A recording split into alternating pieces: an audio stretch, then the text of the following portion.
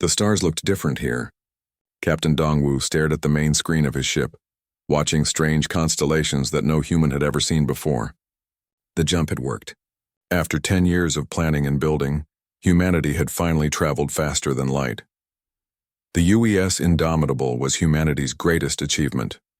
800 crew members had volunteered for this mission, knowing they might never return to Earth. The ship was massive, built in the asteroid belt using materials from a dozen different worlds. Its hull was black metal that could stop almost anything. Inside, fusion reactors hummed with enough power to light up a small city. Dongwu was a career military officer. He had fought in the Mars Rebellion and the Europa War. He knew how to stay calm when things went wrong. Right now his training was being tested. "Captain," called out Hai-Jin from the communication station. "I'm picking up signals. Lots of them." She was the best translator in the fleet. Her job was to make first contact with alien races if they found any. "The signals are getting stronger. Something big is coming our way." On the screen, small dots began to appear. 1 dot became 10. 10 became 20. Soon there were almost 50 dots moving toward them. Each dot was a ship and some of them were huge. "They're trying to talk to us," Hai-Jin said. She pressed buttons on her console, and alien voices filled the bridge. The computer worked to translate the strange language. "They're demanding we surrender immediately." The alien ships were getting closer. Dongwu could see them clearly now. They were white and gold with smooth curves and bright lights. They looked expensive and powerful. They also looked like they were designed to scare people. "This is Admiral Kelthon of the Vorthan Empire," came a voice through the speakers. The computer had learned enough to translate most of the words. "Unknown vessel, you have entered Imperial space without permission. Surrender now and your death will be quick." Dongwu looked around his bridge. His crew was waiting for orders. They had trained for this moment, but no one really knew what first contact would be like. He had hoped it would be more friendly. "What do the sensors tell us about their weapons?" he asked. Taeho, the tactical officer, checked his readings.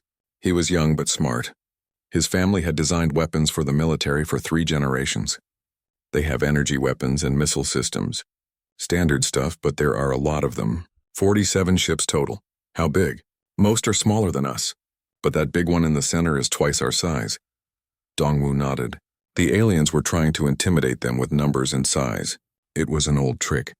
He had used it himself during the corporate wars. "Captain," Hai-Jin said, "they're demanding an answer. They say we have 60 seconds to surrender or they'll open fire."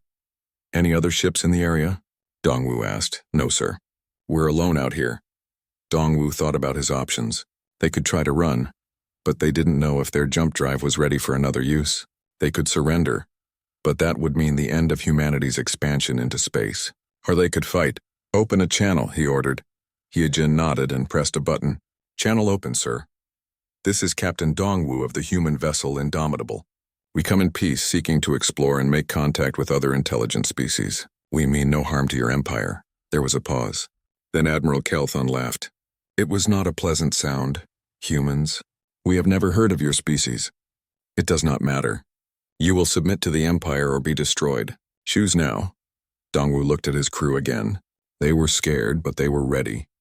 They had all volunteered for this mission knowing it was dangerous. They trusted him to make the right choice. "Negative," Dongwu said calmly. "This is humanity's first day in your galaxy. We're not starting it on our knees." The channel went silent. On the main screen, the alien ships began to move into attack formation. "All hands, battle stations," Dongwu announced over the ship's intercom. "This is not a drill. We are about to engage hostile alien forces. Remember your training. Remember why we're here." The bridge lights changed from white to red. Throughout the ship, crew members ran to their positions. In the engine room, Bora checked the power systems one more time. The fusion reactors were running at full capacity. The antimatter containment was stable. The ship was as ready as it could be. "They're powering up weapons," Taeho reported. "Energy signatures are off the charts." "Shields up," Dongwu ordered. "Prepare all weapon systems." The Indomitable's advanced shields activated. They were different from anything the aliens had seen before. Instead of just blocking attacks, they could absorb energy and redirect it. It was technology that humanity had developed during the long wars on Earth. "Here they come," Taeho said. The first alien ships opened fire. Bright beams of energy streaked across space toward the human ship. Missiles followed behind, dozens of them. The attack was designed to overwhelm any defense system, but the Indomitable's shields held. The energy beams struck the shield barrier and simply disappeared, absorbed and converted into power for the ship's systems. The point defense guns opened up, shooting down the missiles before they could hit. "No damage," reported the damage control officer. Admiral Kael'thon's voice came over the radio again. He sounded surprised. "Impossible. No single ship can withstand the combined fire of an entire fleet." Dongwu smiled grimly. "You haven't met humans before," he said. "We don't give up easily." The alien ships attacked again, this time with everything they had. The space around the Indomitable lit up like a fireworks show. Energy beams, plasma bolts, and nuclear missiles all struck the human ship at once. The shields flickered but held. Inside the ship, the lights dimmed for a moment as power was redirected to maintain the defenses. But the ship was still in one piece. "Sir," Teho said, "I have a target solution on 3 of their cruisers, the ones on the left flank. Their shields are weaker than the others." Dongwu made his decision. They had tried peace. They had tried diplomacy. Now it was time to show these aliens what humans could do when pushed into a corner. Fire. The Indomitable's main guns spoke for the first time in alien space. The railguns fired in perfect sequence. 3 tungsten rods, each weighing 2 tons, shot out of the Indomitable at incredible speed. They moved so fast that they were invisible to the naked eye. The only sign they had fired was a brief flash of light. The first rod hit a Vorthan cruiser in the center of its hull. The alien ship's shields tried to stop it, but they were designed for energy weapons, not solid projectiles moving at 15% of light speed. The rod punched through the shield like it was made of paper. The cruiser exploded in a ball of fire. Pieces of metal and alien bodies scattered across space. The other 2 rods found their targets a second later. 2 more Vorthan ships died in brilliant explosions. On the bridge of the Indomitable, the crew watched in shocked silence. They had trained for this moment, but seeing it happen was different. They had just killed thousands of aliens in the space of 3 seconds. "Direct hits on all targets," Teho reported. His voice was steady, but his hands were shaking slightly. 3 enemy ships destroyed. Admiral Kael'thon's voice came over the radio. For the first time, he sounded uncertain. "What kind of weapons are those?" "Our sensors didn't detect any energy buildup." Dongwu didn't answer. He was watching the tactical display as the remaining alien ships regrouped. They were no longer charging forward in a confident attack. They were hanging back, trying to figure out what had happened. "Bora," he said into his communicator. "How are the power systems? Down in engineering?" Bora was checking every display and meter. She was the best engineer in the human fleet, and she knew every bolt and wire on the ship. "All systems green, Captain. The reactors are running smooth. We can keep this up for hours if needed." The Vorthan ships began their second attack. This time they were more careful. They spread out in a wide formation, making it harder for the humans to target multiple ships at once. They also focused their fire on specific points on the human ship's hull, trying to overwhelm the shields in one area. It was a smart tactic. It might have worked against another alien race. But humans had been fighting each other for thousands of years. They had learned every possible way to win a battle. "They're concentrating fire on our port side," Teho observed, "trying to create a weak point." "Let them," Dongwu said. "Bora, redistribute shield power. Make it look like they're succeeding." Bora understood immediately. She began shifting power away from the port shields, making them appear weaker. The Vorthan ship saw this and concentrated even more of their fire on that area. "Now," Dongwu ordered. The Indomitable suddenly rolled to one side, presenting its heavily armored belly to the alien ships. At the same time, its portside weapon ports opened up. Instead of the main rail guns, dozens of smaller guns began firing. These were point defense weapons designed to shoot down missiles and small ships. But humans had learned to use them in creative ways. The small guns fired continuously, creating a wall of metal projectiles between the human ship and the aliens. The Vorthan energy beams hit this metal wall and were scattered in all directions. Some beams bounced back toward their own ships. Others simply disappeared into space. The carefully coordinated alien attack fell apart in seconds. "What are they doing?" Admiral Kael'thon demanded over the radio. "This is impossible. No species fights like this." Hee-Jin was monitoring all alien communications. She was learning their language quickly, and what she heard was interesting. "Captain, they're panicking. They keep saying this is impossible. I don't think they've fought anyone who could fight back in a long time. Dongwu nodded. The aliens had superior numbers and their ships were powerful. But they fought like bullies who had never met anyone willing to stand up to them. They expected their enemies to be weak and frightened. Teho, target their command ship, the big one in the center. Sir, that ship has heavy shields and armor. It will take multiple hits to bring it down. Then we'll give it multiple hits. Load armor-piercing rounds. The Indomitable's main guns began charging for another shot. This time, they were loading special ammunition designed to penetrate the heaviest armor. The rounds were smaller than the tungsten rods but much denser. They also had explosive tips that would detonate once they got inside an enemy ship. Admiral Kael'thon seemed to realize he was being targeted. His command ship began evasive maneuvers, trying to use the smaller Vorthan ships as cover. It was a cowardly move that told Dongwu everything he needed to know about alien military honor. Sir, Hyejin called out. I'm picking up communications from the other alien ships. They sound angry at their admiral. I think some of them want to retreat. Can you break their communications? I think so. Their encryption is pretty basic. Do it. I want them confused and unable to coordinate. Hyejin's fingers flew over her console. She had trained in electronic warfare before becoming a translator. Within minutes, she had hacked into the Vorthan communication network and was injecting false orders and contradictory commands. The result was immediate. Some alien ships began retreating while others continued attacking. Several ships collided as they received conflicting movement orders. The organized fleet became a chaotic mess. Now, Dongwu said. The main guns fired again. This time all 6 railguns targeted the command ship at once. The armor-piercing rounds struck the alien vessel from multiple angles. The first few rounds were stopped by shields and armor, but each hit weakened the defenses. The final 2 rounds penetrated deep into the command ship's hull. They exploded inside, tearing apart critical systems and killing crew members. The massive alien ship began to list to one side, trailing atmosphere and debris. This is impossible, Admiral Kael'thon screamed over the radio. His voice was distorted by damage to his ship's communication system. You are just one ship. We are the Vorthan Empire. We have ruled this galaxy for 3,000 years. Maybe it's time for a change, Dongwu replied calmly. The remaining Vorthan ships began to retreat. Some jumped away immediately, disappearing into hyperspace. Others tried to tow damaged vessels to safety. The proud Imperial fleet was running away from a single human ship. Admiral Kael'thon's command ship exploded just as it entered hyperspace.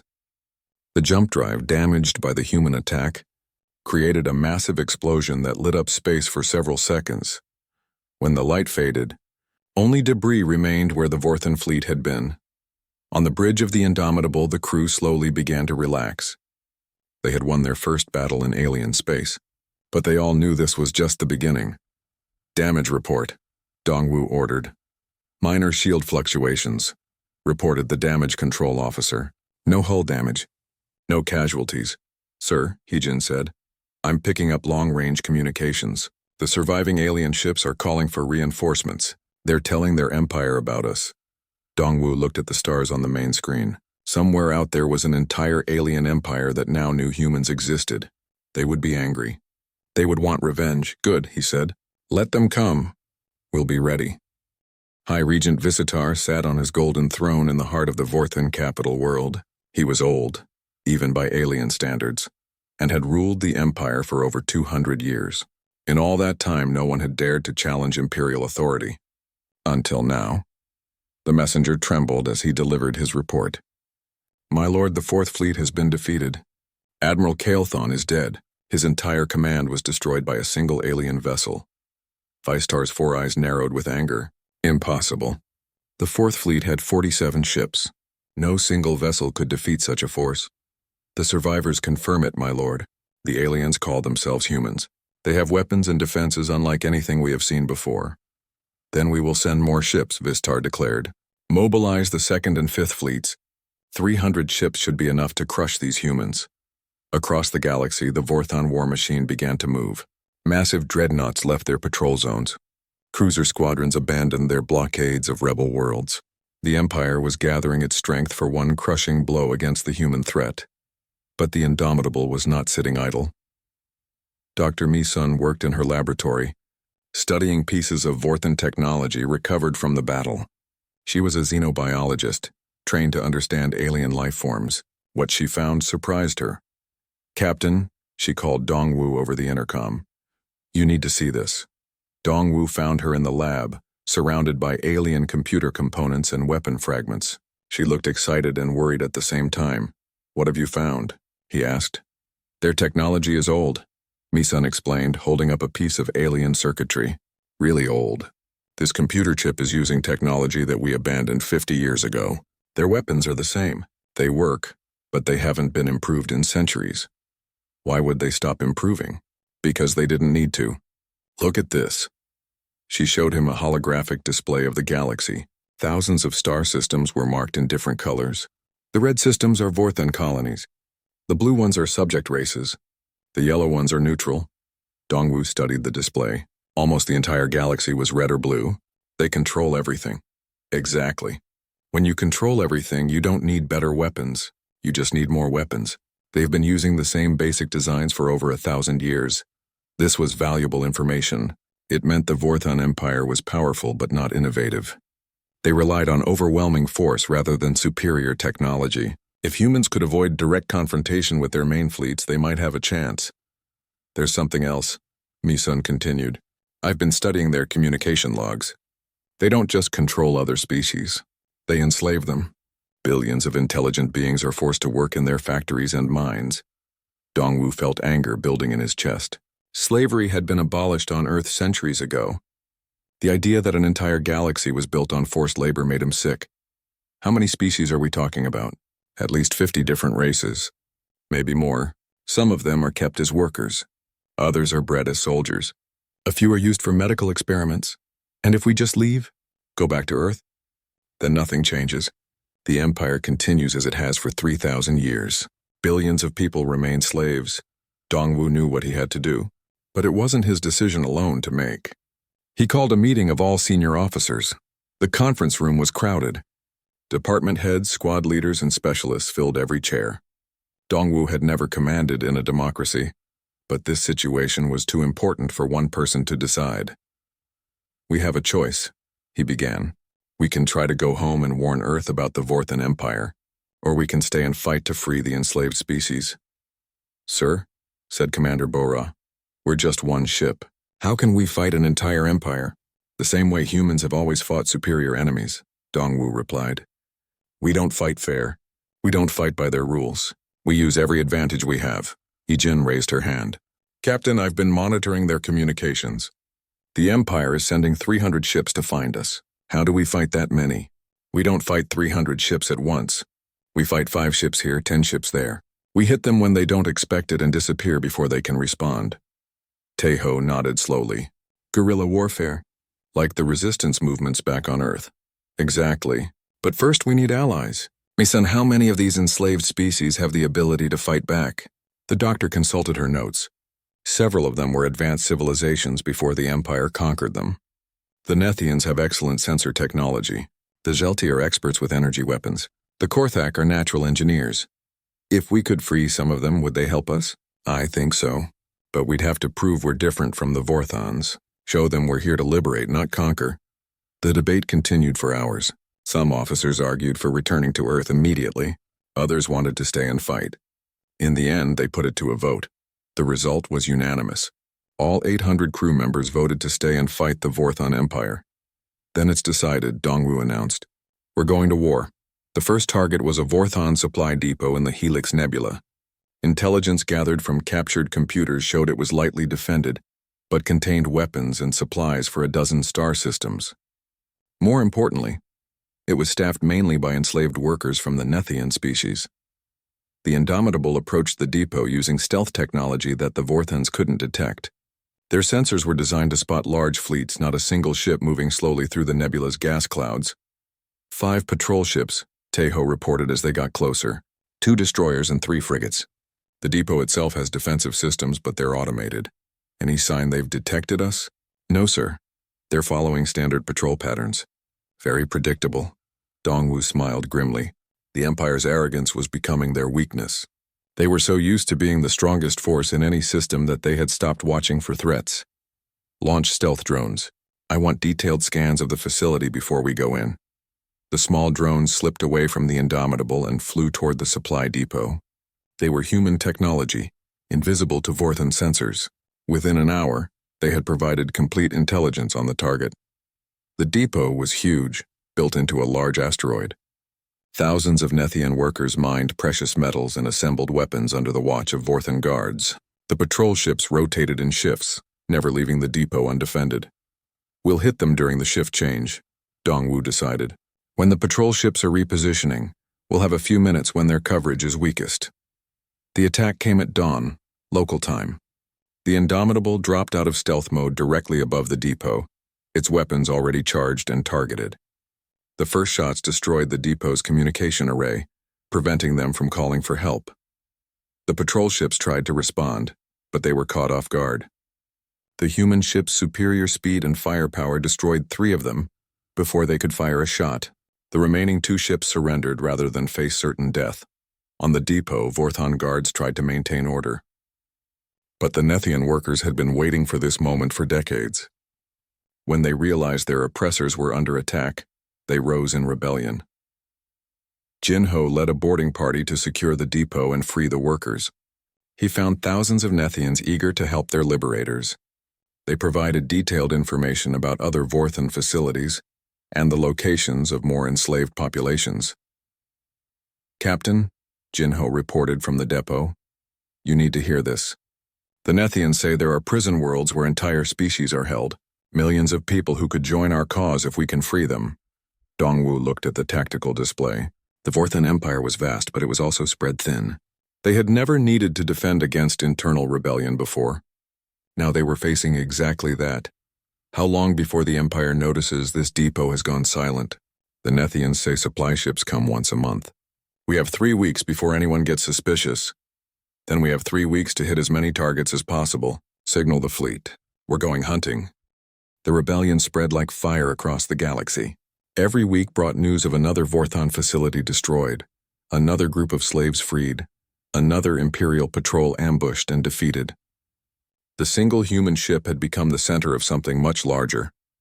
Captain Dongwu stood in the Indomitable's expanded command center, watching holographic displays that showed the growing resistance movement. What had started as one ship was now a fleet of 40, vessels from a dozen different species. The Korthak engineers have finished upgrading the captured Vorthan cruiser, reported Commander Bora. They've installed our shield technology and improved the weapon systems. It's not as good as the Indomitable, but it's better than anything the Empire has. The Korthak were natural builders and inventors. When the humans had freed their prison colony, the grateful aliens had immediately offered their services. They had spent weeks studying human technology and figuring out how to improve captured Vorthan ships. "What about the other vessels?" Dongwu asked. "The Jelti have modified 5 frigates with their energy manipulation systems. The Nethians have turned 3 transports into mobile sensor platforms. We're not just a bigger fleet now. We're a better fleet." Navigator So Young approached with a new report. "Captain, I found something interesting. The Vorthans use fixed hyperspace routes between their major systems. If we could disrupt those routes, we could cut off entire sections of the Empire from each other." "How do we disrupt a hyperspace route?" The Nethians showed me.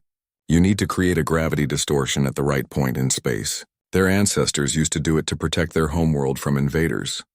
Dongwu studied the galactic map. The Vorthan Empire was connected by dozens of major hyperspace routes. If they could cut even a few of them, it would force the Imperial fleet to take longer paths between systems. That would slow down their response time and make it easier for the rebellion to strike targets. "How many ships would we need to block a major route?" "Just one, if it's in the right position and has the right equipment. But the ship would have to stay there to maintain the disruption. It would be cut off from the rest of the fleet. It was a dangerous mission. Any ship assigned to block a hyperspace route would be alone and vulnerable. But the strategic value was enormous. "I'll do it," volunteered Captain Yulhi of the converted Vorthan cruiser Liberator. She was a Korthak who had been enslaved for 30 years before the humans freed her colony. "My people know these routes better than anyone. We've been forced to travel them as prisoners." "The Empire will send ships to stop you," Dongwu warned. "Probably a lot of ships. Then I'll destroy as many as I can before they get me. My people have waited 3 decades for revenge. This is our chance." The mission launched a week later.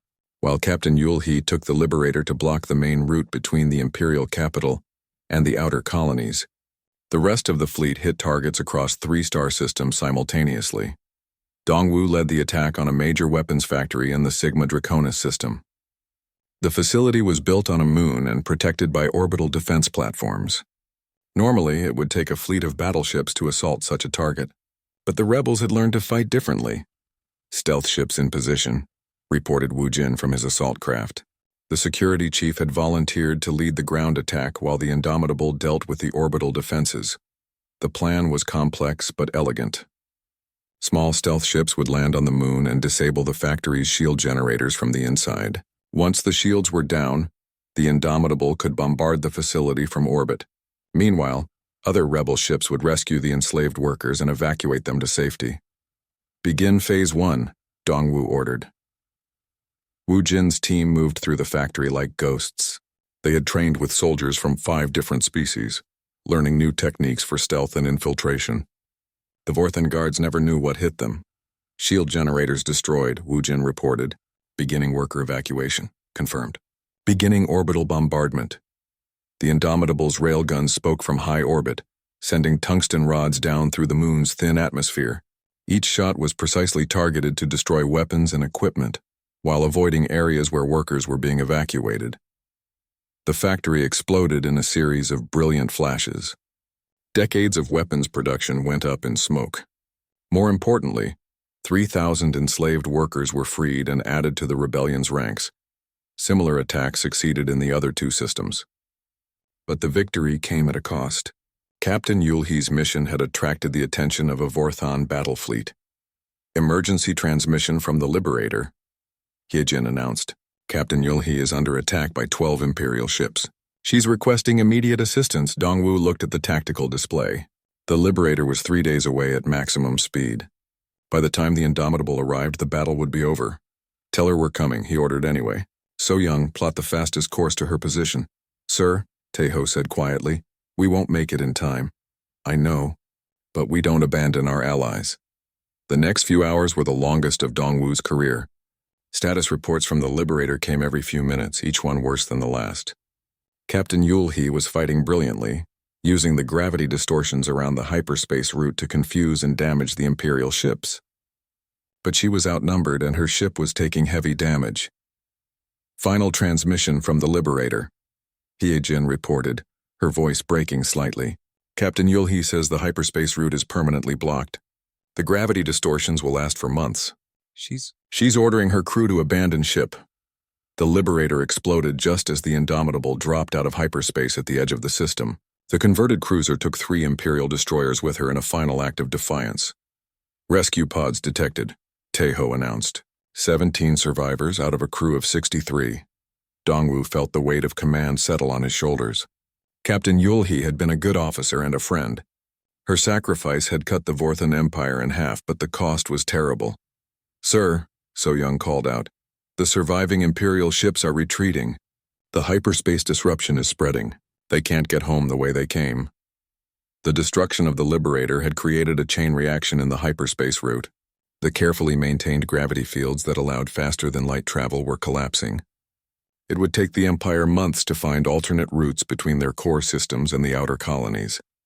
Dr. Mi-sun brought more good news. "Captain, I've been analyzing intelligence from our recent raids. The Empire is having serious problems. 3 governors have declared independence from the central authority. Rebel movements are starting on a dozen worlds. The Vorthans are losing control. What about their main fleet? The 300 ships they sent to hunt us? Split up into small groups and scattered across half the galaxy.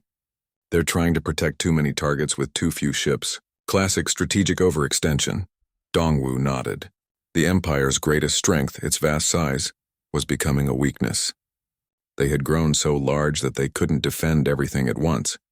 The rebellion was forcing them to spread their forces thin, making each individual group vulnerable to attack. "New targets identified," Jin-Ho reported from the intelligence station. "A prison world with 50,000 political prisoners. A research facility where they're experimenting on captured aliens. And a naval base that's only lightly defended since most of its ships were sent to hunt us. How many ships do we have available for simultaneous operations?" 42 vessels of various sizes, plus support ships and transports for rescued prisoners. Dongwu studied the target list. Each mission would free thousands of enslaved beings and deal another blow to Imperial authority. But they were also getting more dangerous. The Empire was learning to counter rebel tactics and reinforcing their most important facilities. We'll hit all 3 targets at once, he decided. But this time we're not just freeing prisoners and destroying facilities. We're going to capture ships, weapons, and supplies. The rebellion needs a permanent base of operations. The room fell silent as the implications sank in. Up until now they had been raiders and liberators, striking fast and disappearing before the Empire could respond. But establishing a permanent base meant they were ready to face the Vorthons in open warfare. "Sir," asked Bora, "are you sure we're ready for that kind of escalation?" Dongwu looked around the command center at the faces of humans and aliens working together. They had come so far from that first day when one human ship had faced a Vorthon fleet. Now they were leading a galaxy-wide rebellion against tyranny. The Empire made this war inevitable the moment they chose to enslave entire species, he said. "We're not escalating. We're just finishing what they started 3,000 years ago." The rebellion now controlled 12 star systems and had freed over 2 million enslaved beings. What had started as one human ship was now the Galactic Liberation Alliance, with fleets, armies, and governments on dozens of worlds. But their greatest test was still to come. High Regent Vistar stood in his war room, surrounded by holographic displays showing the extent of the rebellion. Red markers indicated rebel-controlled systems.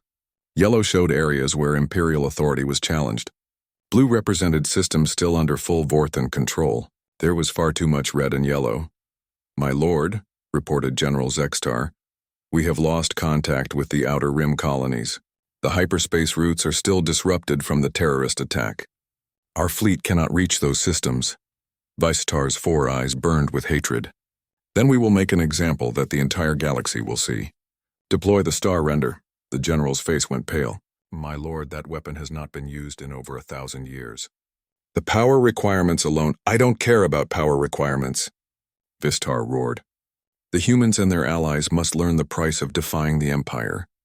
We will destroy their main base and every living thing in that system. Let them see what happens to those who dare challenge us." The star render was the Empire's most terrible weapon, built during the ancient conquest wars.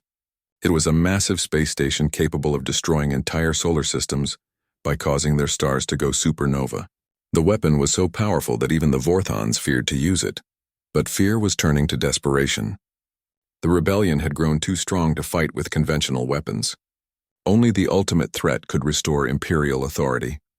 On the rebel base of Haven, built in the ruins of a former Vorthon fortress, Captain Dongwu received the terrible news. Intelligence reports confirmed that the Empire was moving the star render toward the Nexus system, the heart of rebel territory. "How long do we have?" he asked Dr. Mi-sun. "The weapon moves slowly," she replied, studying the technical data they had stolen from Imperial computers. "Maybe 6 days to reach firing position. Once it's in position, it needs another day to charge its primary weapon. 7 days to evacuate 2 million people," Chief Medical Officer Dae-un said grimly. "We don't have enough ships. We can maybe save half of them." The command center fell silent. Everyone understood what this meant. The Empire was willing to commit genocide to stop the rebellion. They would murder innocent civilians, including children, to maintain their power. "There has to be another way," said Commander Wu Jin. "Some way to stop the weapon." "The technical specifications are classified," Mi-sun replied. "We know it exists and what it does, but not how it works. Without that information, we can't find a weakness." Hee-jin looked up from her communications station. "Captain, I'm receiving a priority message. It's from inside the Vorthon capital system." "From who?" "Someone calling himself Professor Naltek. He claims to be one of the scientists who designed the star render. He wants to defect to the rebellion." Dongwu felt a spark of hope. "Can we trust him?" "He's provided technical data that matches what we already know about the weapon. He also sent the location where he's hiding and a proposed meeting point. It could be a trap. The Empire was certainly capable of using false defectors to lure rebel ships into ambushes. But if Professor Naltek was genuine, he might be their only chance to stop the star render." "I'll take a small team to meet him," Dongwu decided. "The Indomitable can get in and out of the capital system before the Imperial fleet can respond." "Sir," protested Bora. That's too dangerous. Let me take one of the smaller ships. No. If this goes wrong, the rebellion will need experienced leaders. But if it goes right, we'll need the Indomitable's firepower to get our new friend to safety. The mission launched that night. The Indomitable, accompanied by 2 escort ships, jumped into the heart of Imperial space. It was the deepest they had ever penetrated into enemy territory. The capital system was heavily defended. Dozens of patrol ships moved between the planets, and orbital weapons platforms protected every important installation. But the rebels had learned to avoid detection by using the system's asteroid belt for cover.